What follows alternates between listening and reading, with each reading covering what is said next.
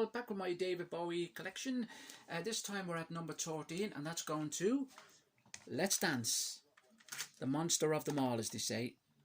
Bowie's most commercial album from 1983, released in April of 1983, recorded at the Power Station, I should say, in New York City. His 15th studio album, produced by the great man himself, Mr. Nile Rodgers, from Chick, of course. Let's Dance, yes. This album here, it's not dismissed, I must say, by Bowie fans, as I should say, because this album is kind of accepted in a way, because it hasn't got that kind of that, even though it's mainstream, it hasn't got that kind of feel that he took with him later on in the 80s, as such, that kind of real 80s feel, although it is an 80s production, let's be realistic about it. But the thing about this album is it has its own unique sound. If I could just use a comparison, say a band like New Order, who had their own unique sound, who kind of went from Joy Division, a kind of a punk band, into this kind of synthesizer-y kind of 80s kind of feel, with Blue Monday, of course. They had that kind of, they were there with all the 80s kind of sound and music as such. Likewise, the bands like Depeche Mode.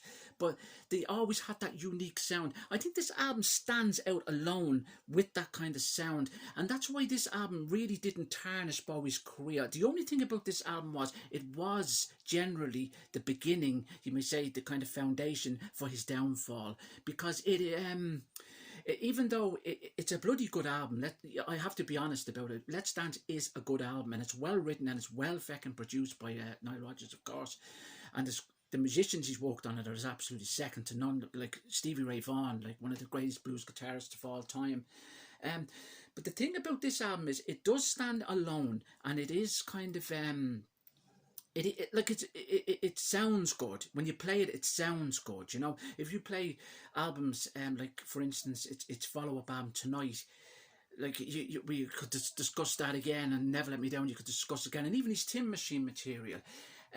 It was the beginning of his downfall. Bowie never really intended to kind of, because it was so commercial, Bowie felt that's what his fans wanted.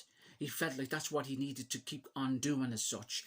And he wasn't his kind of usual stubborn self doing his own kind of, his own kind of characteristic things as such, doing, dangerous, playing around with dangerous styles of music, if you like. But the thing about this album is, it's kind of one of those albums that, Bowie looks back on this album and not with any great passion, but he did look back obviously on this album with no real passion. He was never overly keen on the songs, and even the songs like Ricochet, he felt like Nile Rodgers took too much control of that song. It's a song he said later on, I remember looking at an interview in the 90s, I think it was, he said that Ricochet just didn't, it didn't work, he said, as a song. He even felt that songs on Never Let Me Down were even better than that song. He was Bowie was more inclined to kind of, not so much put his material down as such, or he was mainly to say he was uncomfortable with this, or he could have done more with this, more so than to praise his material. And he's never really praised Let's Dance. Let's be realistic. He's actually spoken more highly of Never Let Me Down, even though he has said that that's probably the worst album he's ever made. But and it was really the beginning of his downfall, because he kind of lost direction and lost his kind of way as such, you know what I mean? It was promoted by the massive Serious Moonlight tour. He took the album out on tour because he had such a huge fan base. He started singing all these old songs, of course, naturally. Life on Mars, even going to songs like Zorro from the Pin-Ups album. He was doing songs like Station to Station, he was doing Golden Years, he was doing obscure material from the Low album, What in the World, Breaking Glass. He was given kind of everything of his back catalogue on this tour, and saying, these are my songs, you've heard these songs before, you didn't realise they were me, that kind of way. And he kind of wanted to bring that, and that's why he kind of carried on with that kind of commercial style as such, if you like. But I like Let's Dance, to be honest with you. I respect Let's Dance. Opening track Modern Love, I think, is a cracker. Probably one of the best, strongest songs on the album. yeah, what can you say?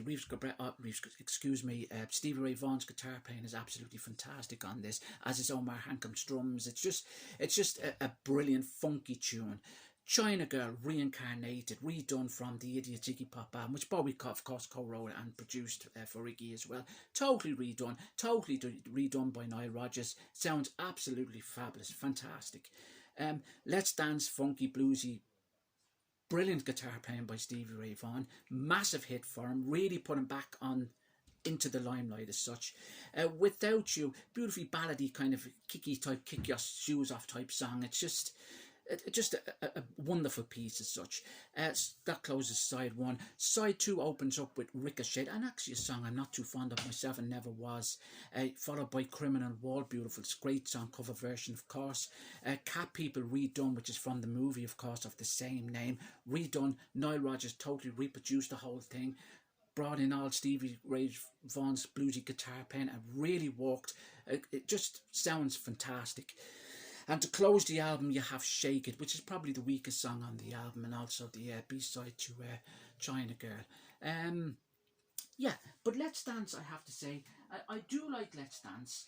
As I said there, it had 3 hits, all big hits. You had Let's Dance, which was the 4th song to be released from the album, followed by China Girl, which was, Let's Dance was number 1. China Girl, I believe, got to number 2, as did Modern Love, which was the 3rd single to be released from the album. Yes, and also China Girl got a picture disc released to promote his English dates, which appear there on the back. The dates just appear on the back. That was to promote really the Serious Moonlight Tour, of course. Yep. The Serious Moonlight Tour, that's just a DVD of it there, which was a massive tour for him to be on. Didn't actually see him on this particular tour, but yeah. But he's worked with some fantastic musicians on this album. Nile Rodgers always felt he didn't get the kind of credit he deserved on this album. Kind of Bowie just not so much dismissed him, you couldn't really put it that way, but Bowie really had no love lost with this album. He kind of as I say, he didn't kind of turn his back on her. He kind of, or even shelve it in a way, because he did perform China Girl all through his career, as he did Modern Love and later tours and Let's Dance. He didn't do any of the other songs, I don't think, no. But he did do the hits. He kind of redone them, though. He kind of done them in a different style, I thought. But yeah, I'm happy to say that I like Let's Dance, and I'm happy to say to have it at number 13. I'm happy to have it there. So yeah, so Let's Dance, and I shall be back with number 12. Thank you.